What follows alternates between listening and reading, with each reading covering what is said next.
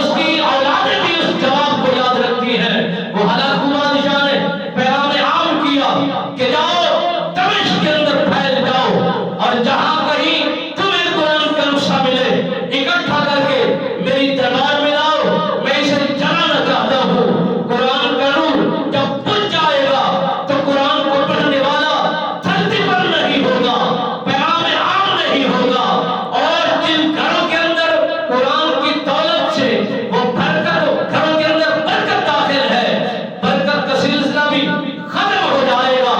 Hulagu بادشاہ کے پیغام کو سنتے ہی جلاد سپاہی گلیوں